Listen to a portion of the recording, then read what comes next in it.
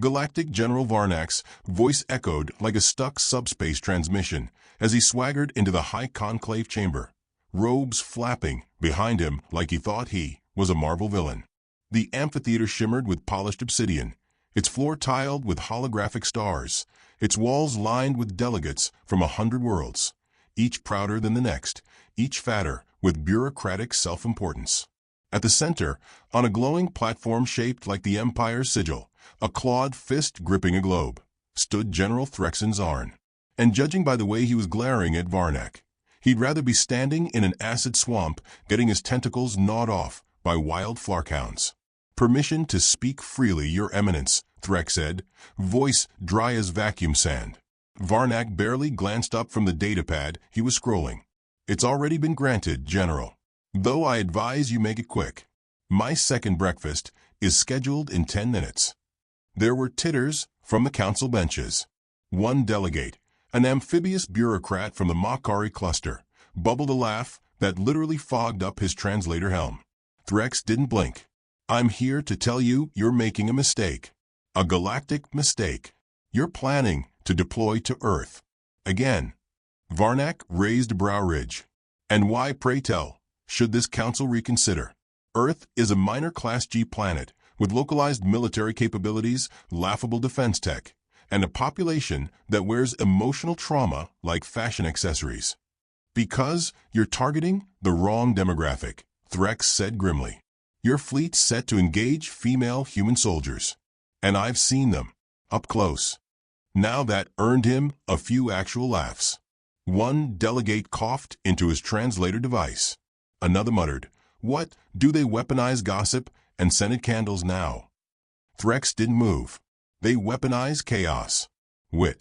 Unpredictability. I fought them during the 1991 Earth Gulf conflict. A diplomatic mission gone bad. Our incursion team underestimated them. We thought they'd be soft targets. Emotional. Distracted. Instead, they broke 3 of my ribs, made me cry, and forced me to do lunges until I passed out." The silence that followed was vast. "Surely, General," said Ambassador Jaltra, an academic type who wore his ceremonial robes like they were rented, "you're exaggerating. We've studied human women. Their biological structure suggests inferiority in upper body strength. Their combat roles are supplementary at best." "That's your problem," Threx growled. "You study them. You don't experience them." He jabbed a talon at the hollow display. A flickering feed ignited midair, grainy, old Earth footage. A small squad of U.S. Army women in fatigues, laughing as they dismantled an alien probe using nothing but multi-tools, chewing gum, and what appeared to be raw spite. "That's Staff Sergeant Roxy Mendoza," Threx said. "She once kicked in a dropship hatch with steel-toe boots because it looked at her funny. She doesn't fight for medals. She fights because she enjoys watching her enemies make confused sounds before dying." A long pause. Varnak leaned forward slightly, curious despite himself. "Enjoys?" "Oh yes," Threx nodded solemnly. "They smile when the bombs go off. They bond over casualty reports. They have matching tattoos that say cry about it." Someone snorted. It might have been the ambassador from Ramus Prime, or the Emperor's food taster. "You're being dramatic, Threx," Varnak said. "Even for a washed-up fossil like you." "I've got scars from their emotional damage," Threx replied, tapping his chest plate. "Do you know what it's like to be ambushed by sarcasm?" "By sarcasm," she said, right before punching out my translator drone. "Bless your heart." And I thought she was expressing concern. Turns out, it's Earth speak for "you're so dumb it physically hurts me." She smiled while saying it. "I fail to see how your personal trauma should delay a planetary operation," Varnak muttered, rolling his many eyes. "Because your troops aren't ready," Threx growled. "You trained them for logic, order, structured combat. But human women thrive in chaos. They are chaos. They argue mid-battle. They insult your armor. One of them called my battlesuit low-poly cosplay. I had a minor existential crisis." "I'm beginning to think you just had a midlife breakdown," Jaltra said. "And now you're projecting it onto a few overly assertive bipedals." "I watched a woman field strip a plasma rifle while painting her nails," Threx snapped. She looked me dead in the eye and said, "I can multitask. Can you bleed and cry at the same time?" Even the usually impassive Emperor twitched. "I will admit," Varnak said slowly, "your anecdotes are vivid. But they do not outweigh the logistical reality. Earth's global female military population is scattered, under-resourced, and preoccupied with internal conflicts. How bad could it possibly be?" "Let me put it this way," Threx muttered. "If you deploy your elite battalions there, they'll either be humiliated, traumatized, or returned in pieces with lipstick messages carved into their exosuits. These women are not just soldiers. They're gym rats with vendettas. They lift for revenge." A rustle swept the chamber.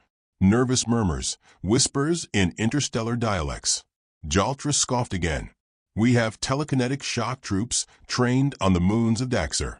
They vaporized the rebellion on Alcaris, 9 in 17 minutes. You're telling me they'll falter in front of emotionally volatile primates?" "I'm telling you," Threx said, stepping forward, "they'll get roasted on social media before they even fire a shot." He waved again. A new holo appeared.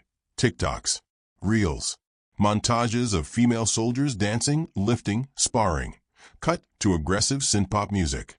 But spliced in were images of alien invaders getting tripped, pranked, and in one case, duct taped to a tank while a woman in aviators lip-synced. "Oops. I did it again." "Is this war propaganda?" Varnak asked, visibly disturbed. "It's a Tuesday on Earth," Threx muttered. "Your warning is noted," Varnak said, straightening. "But the operation proceeds as planned. The Empire does not halt for superstition and personal grievances." "I see," Threx said coldly. "Then may I request leave of absence from command?" "Denied. I'm going to be on a different planet. You're going to be leading the orbital observation fleet. I'm going to be in a bunker." The Emperor slammed his claw on the table. "Enough. If they truly are as dangerous as you claim, then all the more reason to crush them before they spread their chaos." Threx paused. His voice lowered, suddenly quiet. "You think you can crush them, but you can't. You can't scare them, you can't control them. You can only pray they find you irrelevant." A pause. "Deploy," Varnak said, "and remind Earth who rules this galaxy." As Threx walked out of the chamber, his cape trailing behind him like a shadow of bad decisions, one of the junior aides caught up to him. Young, eager, purple-skinned, still glowing with ambition. "Sir," the aide panted, "do you really think the female humans are that dangerous?" Threx paused, looked him over. "Have you ever argued with one?" "No, sir." "Ever tried telling one to calm down?" "No, sir." "Then you haven't lived." He pressed the lift panel, stepped in. As the doors slid shut, he muttered one last line that echoed through the corridor like a warning bell from the edge of the galaxy. "They're not ready, and neither are we." The lift hummed down into darkness, leaving behind a silence thick with doubt. Back in the conclave, Varnak stared at the empty space where Threx had stood. The other delegates were whispering again, uncertain. Jaltra tried to laugh, but it came out thin, forced. "Superstitious nonsense," Varnak said, more to himself than anyone else.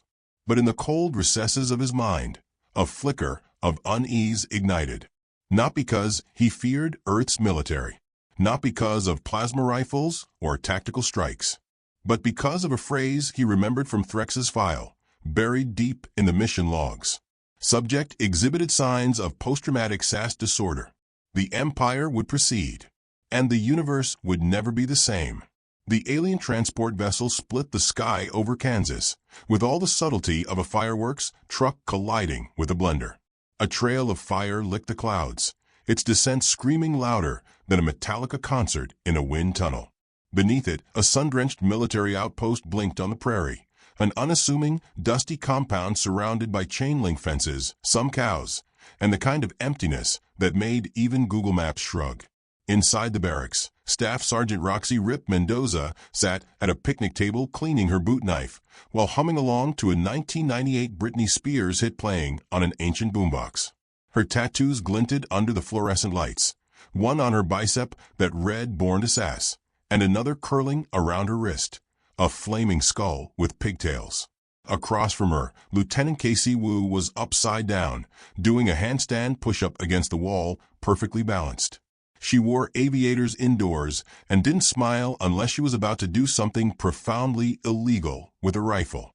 Her earbuds were in. Green Day's basket case leaked out like a ghost from the past. On the far end of the room, Corporal Tasha Rodriguez was assembling a makeshift explosive using a can of Monster Energy, chewing gum, and a box of Lucky Charms. Her hoodie had Boom Boom University printed across the chest. A sticker on her forehead read, "Hello, my name is Problem." The door slammed open. "Ladies," barked Sergeant Keller, clipboard in hand. He was sweating like a substitute teacher in a biker bar. "We've got incoming. And I mean literal incoming. Something just came down from orbit about 2 clicks north of the base. Intel says it's not one of ours." Roxy smirked. "Let me guess. Big, shiny, smells like wet dog and melted batteries." Keller blinked. "How'd you?" "We've met," she said, sheathing her blade. "Aliens are back." "Aliens?" Casey said, flipping right side up without missing a beat. "Didn't we send them home with their tentacles between their legs last time?" "Apparently they have amnesia," Tasha said, stuffing the Lucky Charms into her mouth and lighting a match. "Let's reintroduce ourselves." Within minutes, the trio was kit up. Roxy strapped on her dual pistols and tied her hair back into a no-nonsense bun. Casey slung her custom rifle, adorned with Hello Kitty stickers, over her shoulder. Tasha carried a duffel bag that made metallic clinks with every step. They exited the barracks into sunlight so bright it made even hardened veterans squint. Dust kicked up around their boots as they jogged toward the perimeter. Overhead, the alien vessel, sleek, pulsating with eerie blue veins, descended like a mosquito looking for blood. A hatch opened midair. Ramps extended with theatrical flourish. Then came the music, an operatic alien anthem that sounded like a xylophone orchestra having a seizure. "Here we go," Roxy muttered. A column of alien soldiers marched down the ramp. Six-eyed, armor-plated, and holding plasma lances, they looked like the result of a fever dream involving scorpions and yoga instructors. At their front stood Commander Zuluktor, his mandibles twitching with smug precision.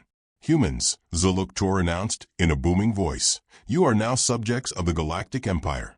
Stand down and you will be spared." Tasha immediately held up her phone. "Say that again. The lighting's better now." Zuluktor blinked, confused. "Tick-tock," she said. "Alien Invasion Edition. We're live." "This is not a negotiation," he growled. Casey raised an eyebrow. Neither was the notebook. Still cried. "I will ask once more," Zuluktor continued, trying to regain the upper claw. "Surrender your weapons and submit to classification." Roxy took a step forward. "Hey, tall, dark, and weird. You sure you want to pick this fight? We're having Taco Tuesday in 30 minutes. If you ruin that, you're going to see a level of rage the universe has yet to document." "We are the Crimson Talons of the Galactic Vanguard," he hissed. "We were bred for conquest, honed by centuries of war. You are insignificant mammals in ill-fitting uniforms." "I'll have you know," Roxy said, flexing, "this uniform was tailored by my aunt in Queens." Zuluktor gestured, and his troops formed a semicircle. Shoulder-mounted blasters powered up with a high-pitched whine. "You asked for it," Tasha whispered, reaching into her bag. Casey knelt calmly, lined up a rifle, and shot a blaster clean off its mount before anyone could blink. The battlefield froze. Zuluktor's mandibles clicked in alarm. Then Roxy whistled sharply, and the real chaos began. The human soldiers didn't march. They didn't coordinate by numbers or signals. They attacked with giddy spontaneity, yelling insults, jokes, and pop song lyrics mid-assault. Casey sprinted sideways, flipping over a rock, shooting drones mid-air. Tasha hurled a metal lunchbox that exploded in a fireball shaped like a unicorn.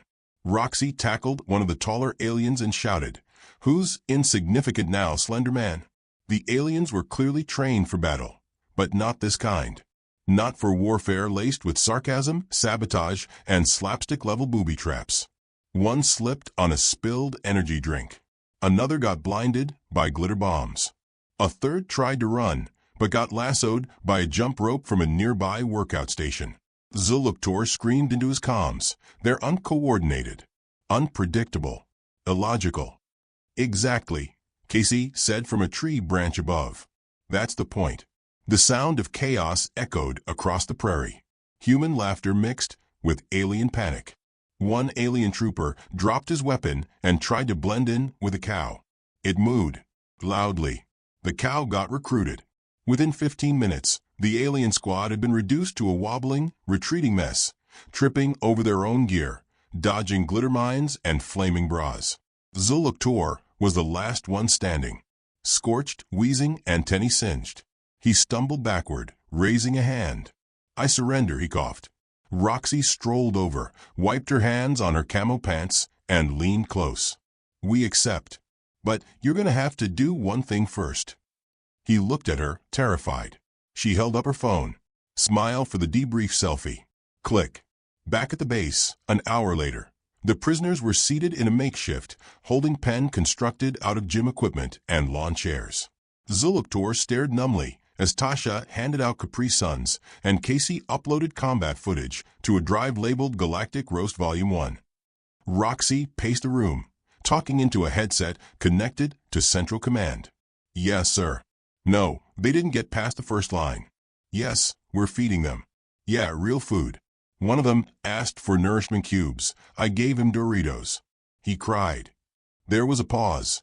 "Sir, respectfully, if High Command thinks these guys pose a threat to the rest of Earth, they clearly haven't met the cheer squad from Texas.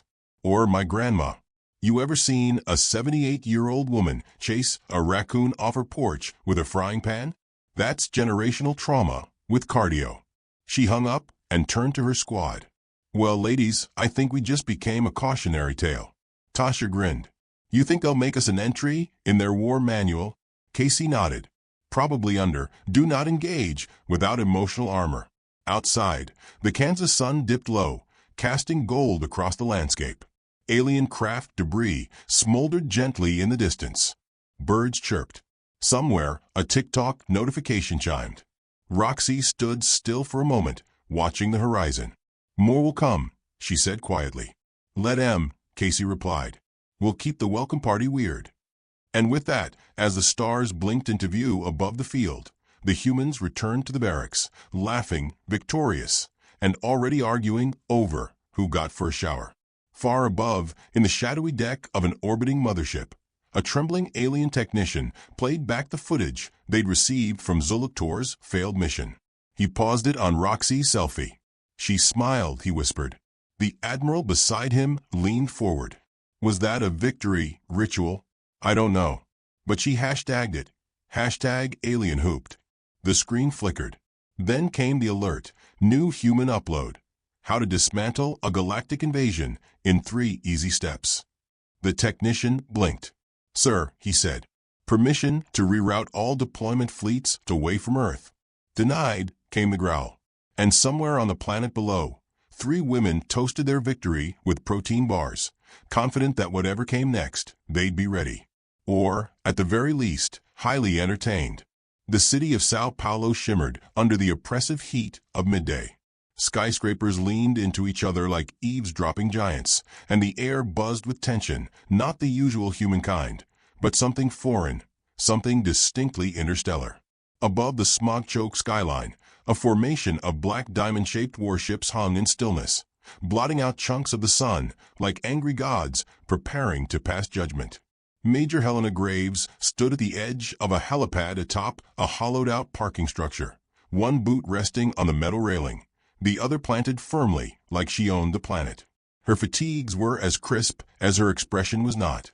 Sunlight glinted off the polished dog tags hanging from her neck, and her graying ponytail fluttered like a battle flag in the hot wind. She didn't blink as the mothership above opened its bay doors with an ominous hum. Swarms of elite alien units, taller, heavier armored, and eerily synchronized, began descending on thruster packs like judgmental jellyfish. These weren't the same bumbling scouts from Kansas. No, this was the Empire's Crimson Elite, genetically perfected, neurologically networked, armed with plasma weaponry and a superiority complex the size of Jupiter. Helena lit a cigarette with a spark from her tactical knife, inhaled deeply, and exhaled with a sigh that somehow sounded like idiots. Behind her, a ragtag formation of female resistance fighters tightened their gear. Most were veterans of various Earth conflicts, some barely out of basic training, all of them handpicked. And more importantly, every one of them was pissed off. "Ma'am," said Tech Officer Janisdale, sprinting up with a tablet in hand, sweat beading at her temples. "Crimson Elite have begun sector-wide deployment. Urban centers first. They're executing full lockdown protocols." "Have they taken a school yet?" Helena asked without looking. "Not yet, but they're 2 clicks from a private girls' academy." "Big mistake," Helena muttered. "They're about to get cheerleaded to death." The rooftop comms unit blinked to life, projecting the face of Galactic Admiral Barazgar. His crimson robe shimmered, his mandibles neatly waxed. He had the confident sneer of someone who read too many of his own fan letters. "Major Graves," he said in a honeyed tone, "as representative of the Earth Resistance, you are offered one final opportunity to surrender. We are not your prior opponents. We are the Crimson Elite." Helena squinted at him. "You sound like a failed boy band." He blinked. She took another drag. "Let me guess, you got top marks in simulated combat, advanced subplanetary control, and interstellar etiquette?" "We were forged in the crucible of war," he said coldly. Helena nodded. "Cute. We were forged in divorce courts, student loan debt, and not enough sleep."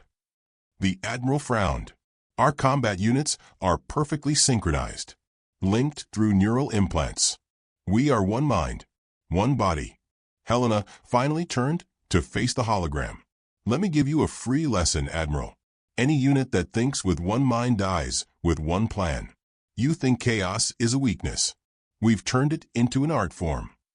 Without another word, she slammed her boot into the tablet. The hologram fizzled out mid-sneer. Elsewhere, in a concrete jungle of tangled rebar and shattered pavement, Casey Wu perched atop a half-collapsed billboard. She was chewing on a Twizzler, her sniper rifle propped up on a broken Hello Kitty backpack. The pink contrasted beautifully with the black carbon fiber of her weapon. Below her, Crimson Elite units marched with terrifying precision. 17 squads in perfect formation, scanning every window, alley, and manhole for signs of human resistance. They looked unstoppable until they hit the decoy Starbucks. The front doors swung open, automated chimes playing a distorted version of Eye of the Tiger. The aliens entered cautiously. The floor was waxed. 2 waxed. 1 slipped. Then another. Someone stepped on what looked like spilled coffee, but was actually industrial-strength adhesive. By the time Casey picked off the last squad member, the rest were already flailing in a web of caution tape and scented candles. "Real smooth, boys," she said over comms. Back at the base, Tasha Rodriguez had just finished prepping what she affectionately called Boom Bay. It was technically an IED, though it was disguised as a vending machine full of novelty chips. She wheeled it out into the middle of a plaza and pressed a single red button that played Barbie Girl at full volume. "Come and get it," she whispered. Sure enough, a battalion of Crimson Elites approached. One bent down to examine the strange human relic. Another scanned it. Nothing showed up on their sensors, too primitive, too outdated. The machine exploded with a ripple of pink glitter and pure, unfiltered spite. Tasha high-fived a nearby civilian and shouted, "Tell the Empire we said snack on that." All across the globe, the Crimson Elite were falling. Not from superior firepower, though the humans had enough, but from total psychological dismantling. Their one-mind unity fractured under the pressure of logic. They couldn't handle the noise, the randomness, the humans' refusal to follow protocol. Where they expected resistance, they found flash mobs.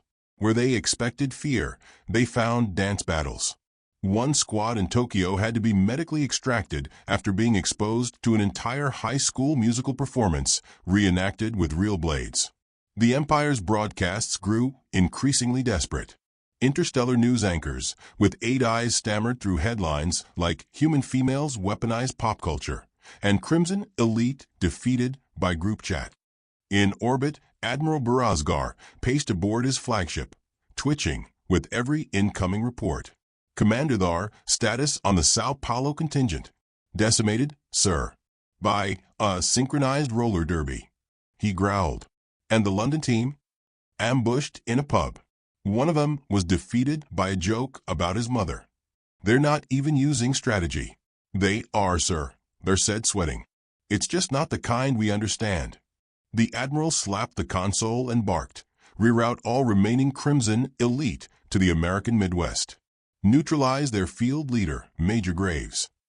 It was a fatal mistake. Helena was waiting. When the full force of the elite landed in Nebraska, chosen for its flat, easily pacified terrain, they found themselves surrounded not by a battlefield, but by a state fair. Humans in flannel shirts, cowboy hats, and tactical overalls moved with deceptive ease, selling corn dogs and funnel cakes, as if nothing was happening. The elite advanced. Then a child pointed. Look, Mommy. Clown aliens. The adults turned, unfazed. Someone yelled, Y'all got a permit for that armor? Chaos erupted. Fireworks ignited prematurely. Livestock stampeded. A bouncy castle was used as a ballistic shield. Helena led the charge, mounted on a repurposed tractor, holding a megaphone and shouting, Welcome to Earth, boys. The aliens broke ranks. Some dropped weapons. Others tripped over hay bales. One was last seen trying to escape on a miniature pony named Kevin. When the smoke cleared, only a handful of elite soldiers remained, huddled near a dunk tank. Helena stood over them, arms crossed. Let me make this simple, she said. Earth isn't yours. Never was. And if you so much as tweet in our direction again, I'll send a battalion of menopausal yoga instructors with nothing to lose. The last elite dropped his weapon and whimpered, We didn't know. She nodded. Now you do. A voice crackled over her comm. It was Roxy. Midwest secure. I repeat, Midwest secure. Also, someone brought Jell-O. Copy that, Helena said. Any word from Central? Yeah. They said the Empire's pulling back. Council's in full-blown panic. Apparently, the footage of you chasing down an armored tank with a frying pan has gone viral. Helena smiled slightly. Let it burn. As night fell, the Earth's skies began to clear. Alien ships blinked out, retreating in formation, beaten not just by force, but by creativity, absurdity, and the unwavering conviction of women who refused to be underestimated. From orbit, Admiral Barazgar watched in silence. His flagship drifted like a ghost above the blue planet that had just broken the backbone of his most advanced force. He turned to his aide. We underestimated them. The aide nodded. Humans. No, the Admiral said slowly. They're women. He slumped in his chair, defeated. Below, Major Graves poured herself a glass of iced tea and looked out over the quiet field. Next time, she muttered, they'll send lawyers. Or therapists. Tasha sat beside her, bandaged but grinning. Or boy bands. Casey leaned against the doorframe. They'll send nothing. That's what fear looks like. The three of them sat in the fading sunlight, bruised, sore, and laughing anyway. The fall of the Crimson Elite wasn't the end, but it was the beginning of something new, and the galaxy was officially on notice. The Galactic Council convened in emergency session, the chamber dimmer than usual, lit only by the throbbing glow of alert-level crimson. Delegates from across the cosmos sat hunched behind floating panels, their eyes wide, antennae twitching, and collective posture radiating confusion and embarrassment. The air smelled faintly of fear, burnt ozone, and the synthetic cologne of panic. At the head of the hall, Emperor Varnak sat in his throne of obsidian and arrogance. A grimace stretched taut across his many mouths. The once boastful ruler now looked like a man who had tried to swat a housefly and accidentally poked a hornet's nest. In the galactic feed, Earth's resistance leaders were trending. Again, across every star system with a comms link, the same footage replayed in 1,000 languages. Major Helena Graves spinning a tractor wheel shield, Roxy Mendoza executing a one-liner before a well-timed grenade, and alien soldiers crying in the corner of a dunk tank beside a woman knitting something labeled emotional trauma scarf. A hush fell over the council as the transmission alert beeped. Earth was calling. A shimmering hologram expanded from the center dais, revealing a makeshift conference room. The camera tilted slightly to the left, as if whoever was recording had zero interest in impressing anyone. Seated at the table were Helena Graves, Roxy Mendoza, and Casey Wu, all sipping coffee from mismatched mugs. Tasha Rodriguez lounged in the background, casually cleaning under her nails with a screwdriver. Helena leaned forward, unfazed. "We received your request for a ceasefire," she said. Her voice didn't need to rise. It carried the weight of someone who had earned the right to speak plainly. Emperor Varnak shifted uncomfortably. "This misunderstanding has gone far enough. We acknowledge Earth's strength." Casey raised an eyebrow. "You're trying really hard not to say you lost."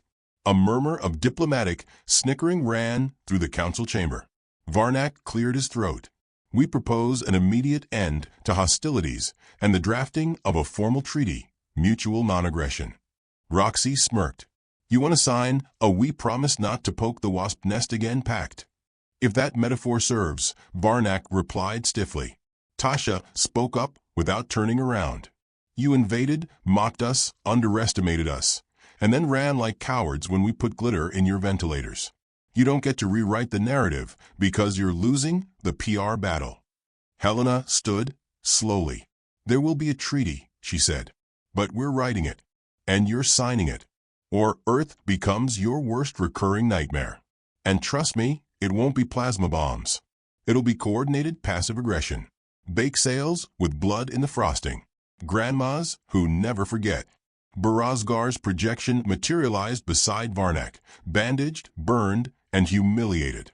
"I want to go on record," he growled, "as saying these humans are psychologically unstable and dangerously disrespectful." Helena's lips twitched into something resembling a smile. "You're damn right." A pause.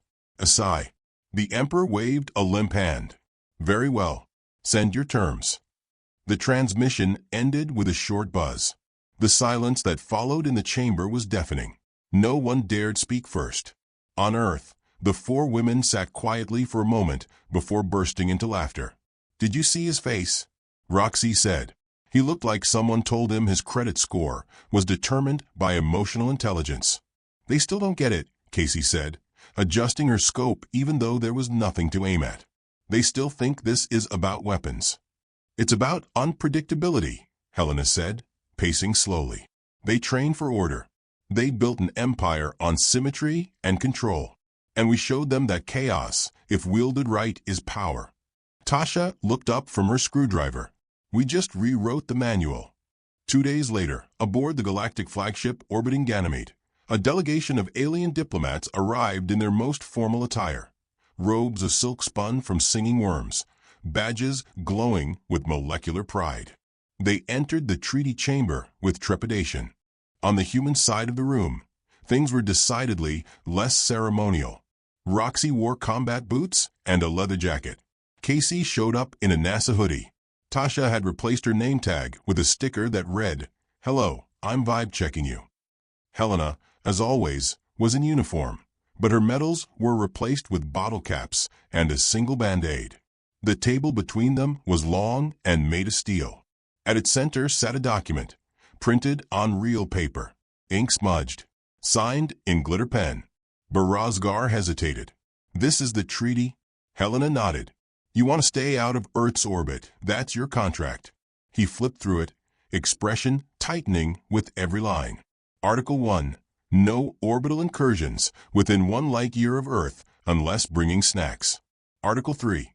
Any intergalactic broadcast referring to humans as lesser or primitive must be followed by a full apology video performed in Earth cosplay. Article 5. Earth's women are not to be mocked, measured, or mansplained to. Violations will be met with psychological warfare. Article 8. Humanity will retain the right to host annual alien roast nights via live galactic stream. Varnak sighed. "This is humiliating." "This is mercy," Helena corrected. And then came the moment. The Emperor's clawed hand hovered above the signature line. Every delegate watched. Every screen across 100 star systems tuned in. He signed. The screen blinked once. Tasha hit the send button on a laptop covered in punk rock stickers. Instantly, the treaty uploaded to the Galactic archive. A glitter bomb went off on the signature line. No one said anything about it. It was tradition now. Helena stood. It's done. And if you want to send ambassadors next time, make sure they understand Earth culture. Barazgar stood slowly. How do we prepare for humans like you? Casey handed him a box. He opened it cautiously. Inside was a mixtape labeled Prepare for Madness Volume 1. It starts with Celine Dion, she said. Gets progressively more chaotic. You'll either transcend or implode. As the aliens filed out, stunned and silent, Earth's squad gathered at the far edge of the chamber. Roxy stretched. So, galactic peace achieved through sass and sabotage. Feels good. We didn't just win, Helena said. We changed the rules. Tasha punched her palm. Now they know. You don't mess with Earth's women. Not because we're violent.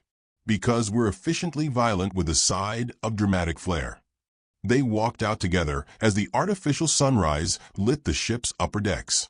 News feeds already buzzing with headlines like Galactic Empire yields to human chaos, and Earth women redefine warfare. One alien tabloid simply read, "Send help, preferably male." As they returned to the drop shuttle, Casey glanced back one last time. Think they'll try again? They might, Helena said. But next time, they'll bring flowers. Roses, Roxy asked. No, she said. Apologies. The shuttle doors closed with a hiss. The galaxy had changed. The war was over. And the rules, once etched in stone, were now written in lipstick, blood, and neon ink. Welcome to the new era. Earth was done playing by someone else's script.